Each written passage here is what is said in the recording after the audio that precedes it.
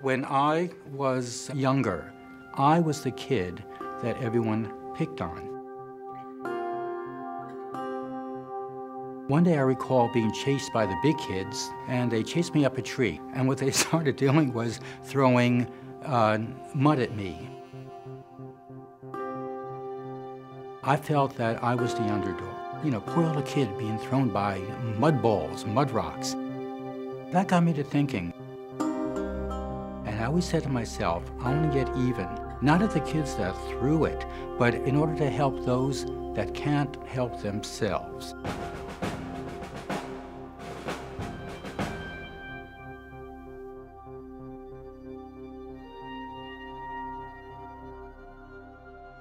I always wanted to be a Groucho Marx, Hawkeye Pierce type of a guy. You know, doing comedy, doing stand-up, making people laugh. I think that's how I covered up being shy and introverted inside. My parents had a very good idea, and I'm so glad they did it. They sent my brother and I to a private school. Best move that has ever occurred in my entire life. I was able to play soccer, I was able to play lacrosse, and it helped get me out of my shell. So I went to college. I never heard of ROTC. Found out what it was, I joined, and I loved it. I was very proud knowing I was going to serve my country. Coincidentally, the year I joined ROTC was the year that I started to develop the first signs of proctitis. I spent 21 years active duty, and to include my college years, I had 21 years of colitis. I had a colonoscopy at Fort Gordon, Georgia, and the doctor said, "You gotta have surgery." I said, I'm only 40 years old. I am not gonna let this down. Got a wife and 3 little kids at home. And I'm not gonna give up. You know, what kind of example would I be for a father for my kids?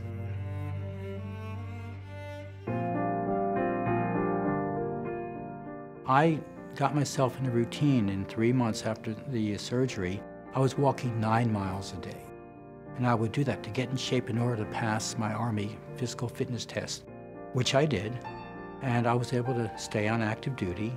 And I was able to make Lieutenant Colonel and then retire and continue working as a Army Junior ROTC instructor, teaching at-risk students about character, leadership, citizenship, dropout prevention, pregnancy prevention. And I utilize my ostomy as an example to show kids, don't give up. Don't give up at all. At the age of 40, having gone through a total colectomy, I felt like I was given a second chance in life. And from that day on, I was vowed to try to make a difference. But I knew I wanted to do more than just teach in the classroom, so I started looking out for other things. Got the opportunity for pregnancy prevention grants. Very much involved with blood drives for the Red Cross. I'm a member of the South Carolina State Guard. Extremely involved with a women's shelter. I'm an ROTC instructor at the South Carolina Youth Challenge Academy. Very much involved with Safe and Drug-Free School. I go to Camp Bennisville. It's a Department of Juvenile Justice wilderness camp. And I'm able to give these kids something that they normally wouldn't be able to get before. Leadership, character ed, to raise their self-esteem, raise their motivation. I see that kid in the tree,